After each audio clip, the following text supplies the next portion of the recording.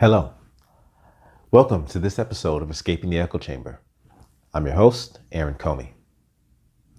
Have you heard the latest? Hillary Clinton has made some explosive allegations against a candidate that is running for the Democratic nomination for President of the United States. So, to give you the straight up facts, Hillary Clinton was on a podcast a few days ago. I think it was Thursday of last week, and she says that there's a certain candidate, and she didn't mention them by name.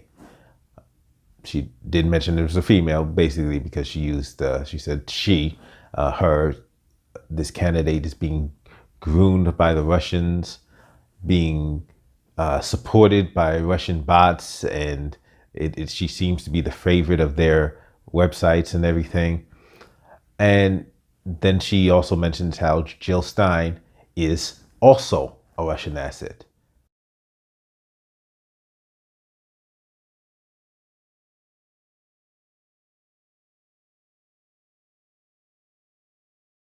So in addition to claiming that this female presidential candidate running for the Democratic nomination is being groomed by the Russians, she calls her a Russian asset. These are huge allegations. For a person who is running for president to be accused of these things, like that's a big deal. So people say, wait a minute, who are the females running? Elizabeth Warren? No. Marianne Williamson? No. Amy Klobuchar? Oh, not Kamala Harris. You're talking about Tulsi Gabbard. And on the next day, they asked her, one of her staff members, and he confirmed it. His response was, if the nesting doll fits. So it's interesting to make these, it's not just interesting. Like I said, these are explosive allegations. To call somebody basically a Manchurian candidate, but the Russian version of the Manchurian candidate. That's what she called Tulsi Gabbard.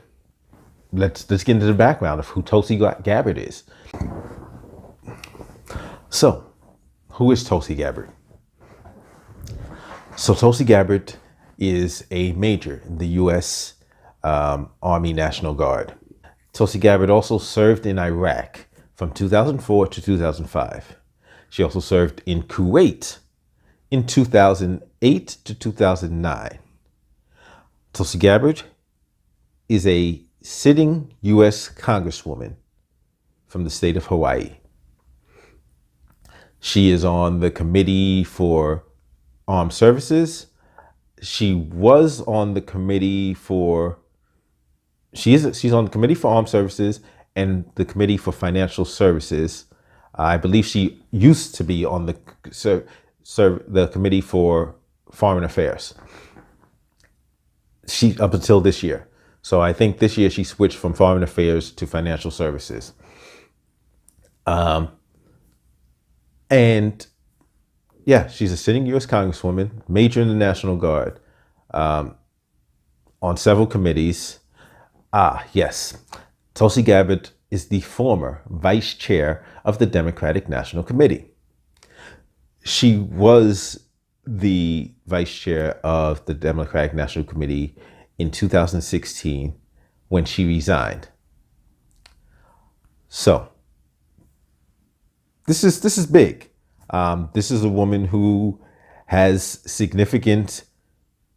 she holds significant roles within the government. Like, it's not just significant. To say significant is an understatement. Just being a major in the military is in itself significant.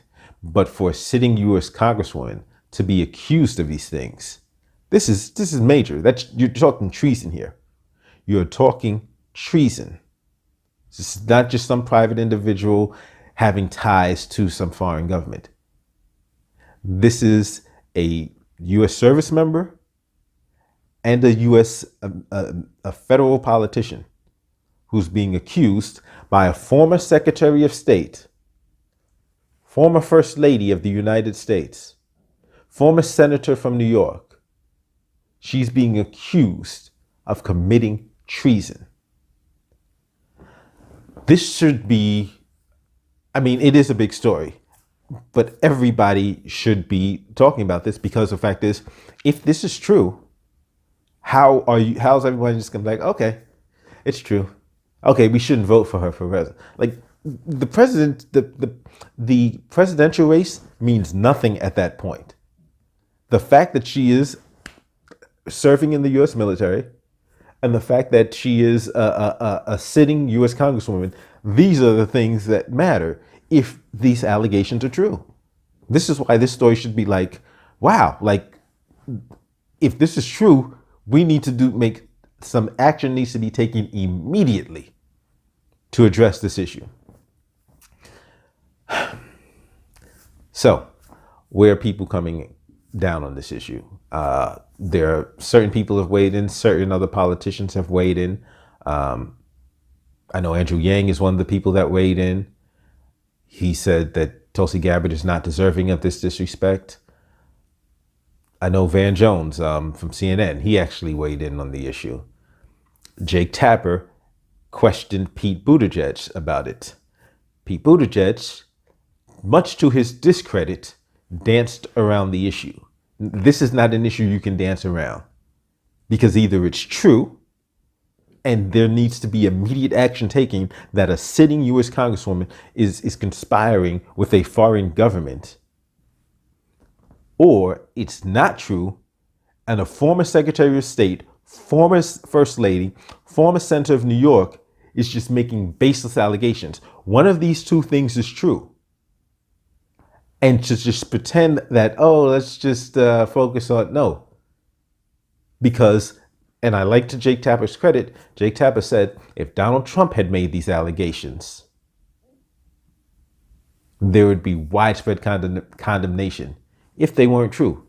If he made false allegations like this against Tulsi Gabbard, against any Democratic candidate, let's stick with Tulsi Gabbard. If he made false allegations like this against Tulsi Gabbard, there would be widespread condemnation from every single Democrat in any elected office. But the person making these allegations is Hillary Clinton. And it seems a lot of people don't want to cross Hillary Clinton.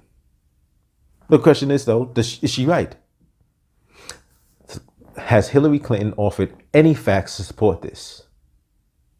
What do you think? I was talking to somebody who said, well, it's Hillary Clinton. She wouldn't make these things up. Okay, if she wouldn't make these things up, how would she come into possession of this information?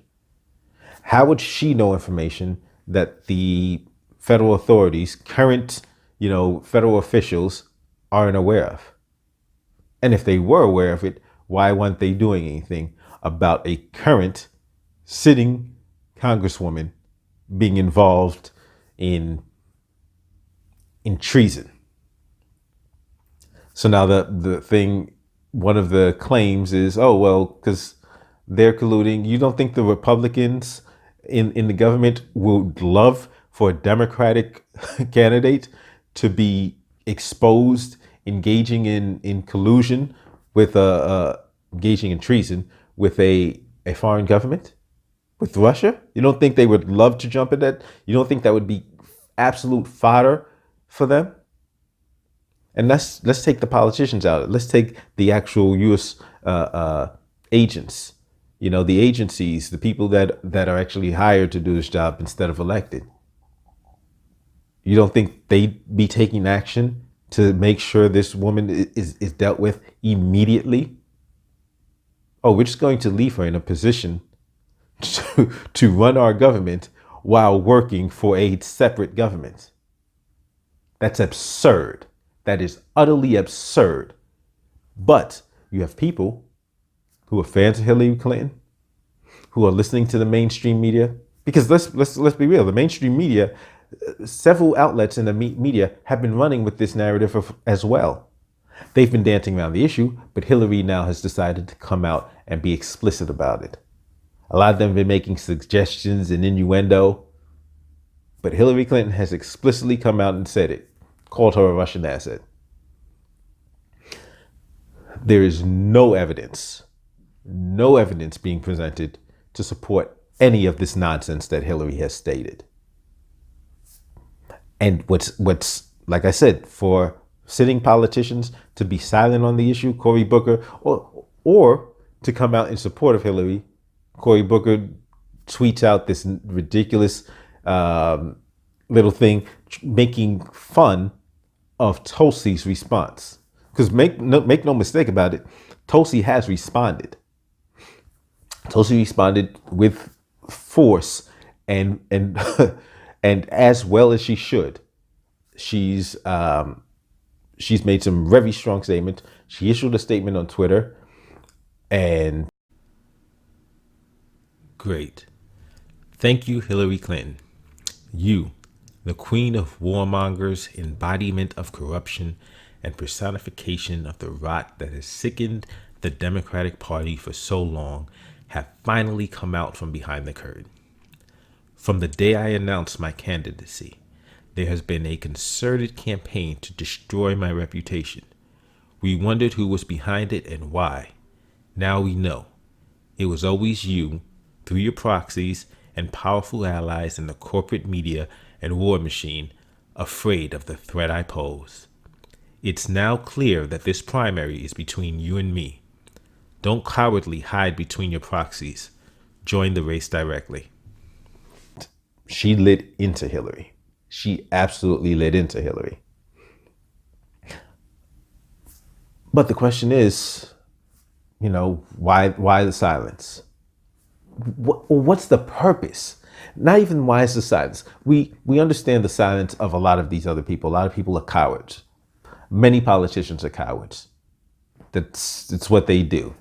They try to toe a line and not make people angry, tell people what they want to hear. And Hillary Clinton is a powerful person, which in itself says a lot about Hillary. That if people don't want to call her out when she's wrong, why? What type of individual is she? Is she a just individual? Is she a fair individual? If you come out and say, listen, Hillary, you can't say stuff like that without evidence. You're dead wrong. If people are scared to say that to Hillary, that should tell every one of you what kind of person all of these politicians that have dealt with her have close personal relationships, close political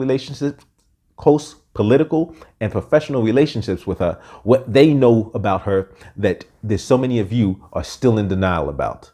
What about any retaliation? The Clintons have had a well-oiled machine in Washington for years. Do you fear any retribution from the Clintons? And what's your relationship been like with her? Well, I was heavily warned by people who care about me to not endorse Senator Sanders because of that fear of retaliation. And look, that fear is something that exists in a lot of folks that I've heard from. Think about that. If people are, look at Trump. There's so many people that are afraid to tell Trump just basic things about him being wrong because they know he's such a petty and vindictive, narcissistic person. So why do people not want to tell Hillary she's wrong? That she shouldn't make these kind of allegations without any shred of evidence? Because they know how much of a petty, vindictive, narcissistic person she is. Those two, it makes all the sense in the world why those two were buddies back in the day. And it also makes all the sense in the world why they eventually butted heads.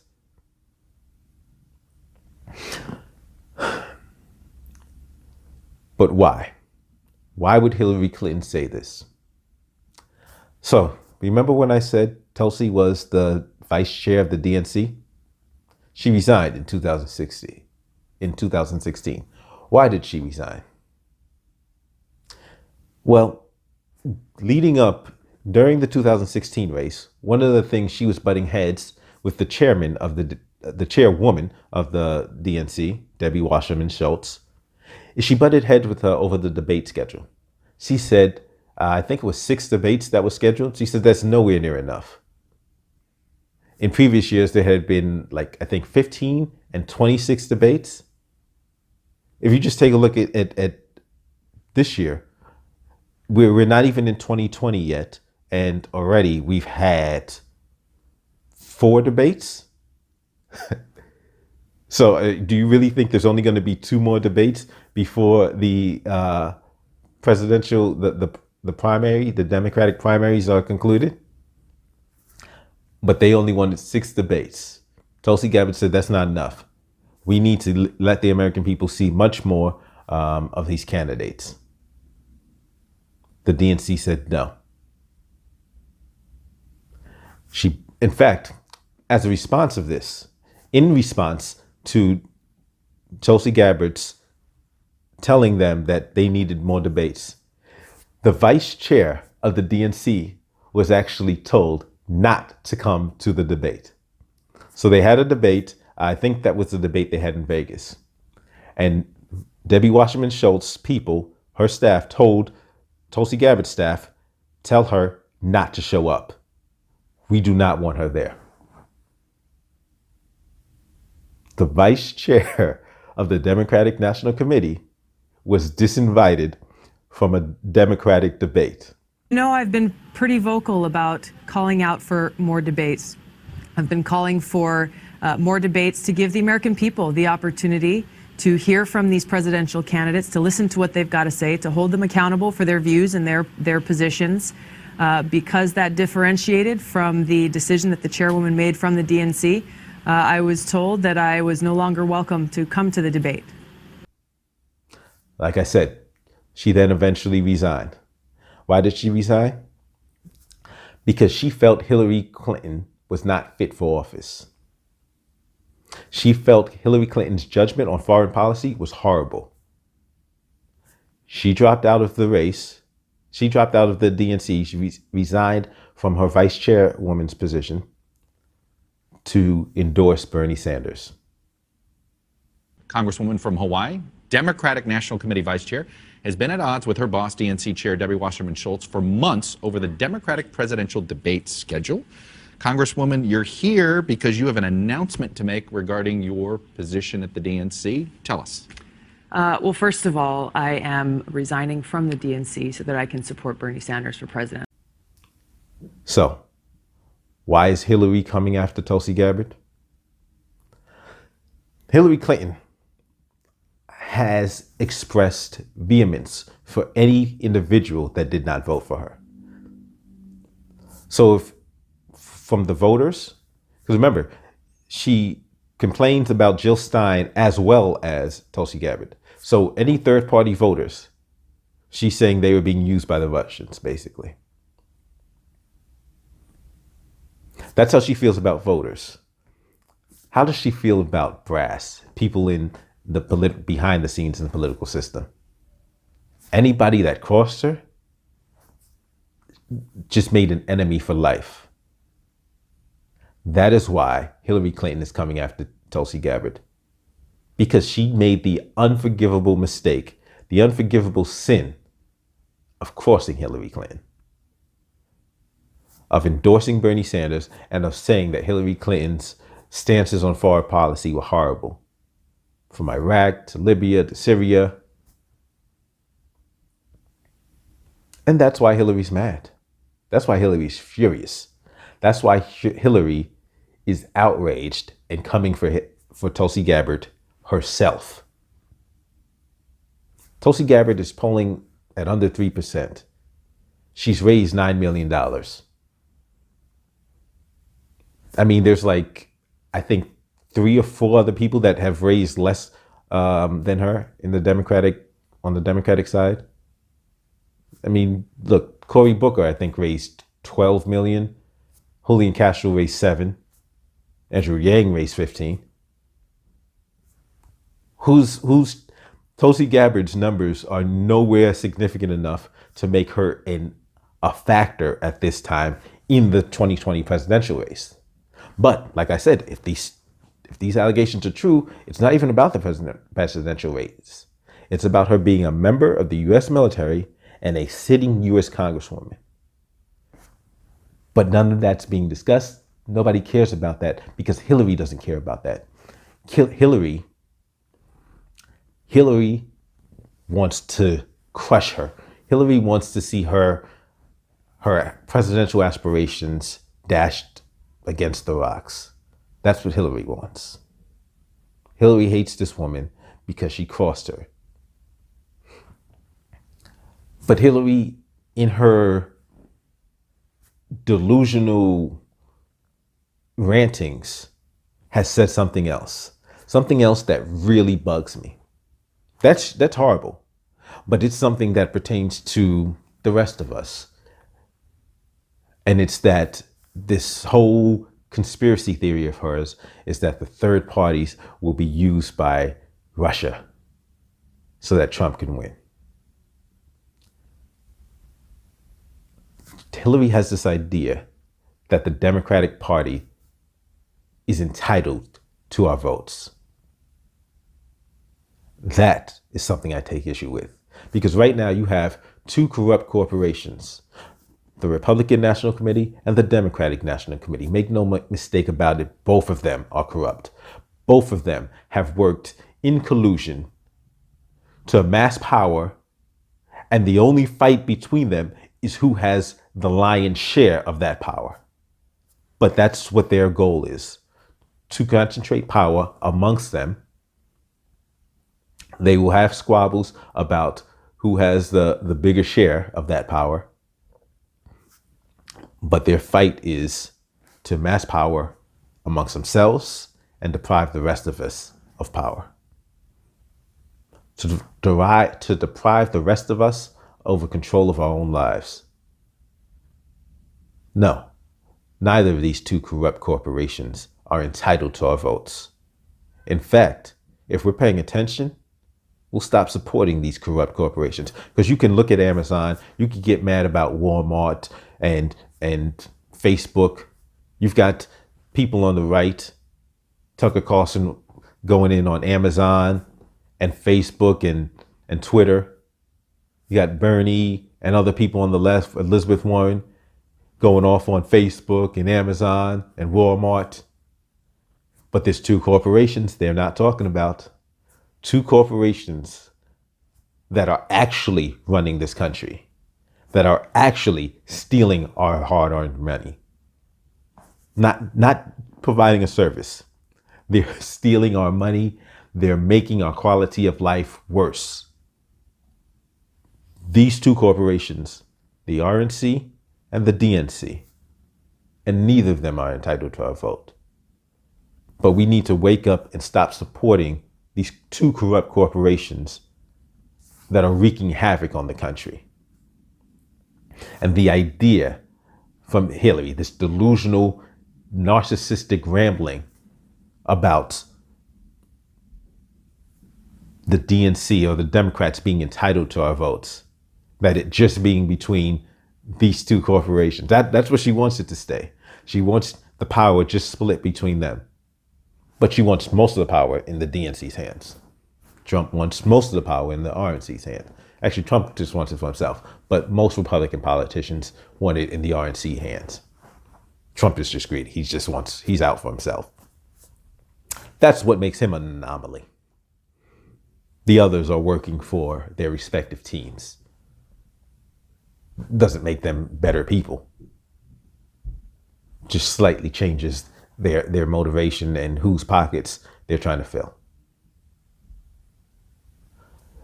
But this is what really needs to be focused on. This ridiculous notion that we should have to just choose between Trump or whoever the person the Democrats put up. No. Do your research, people. Stop listening to scumbags like Hillary Clinton.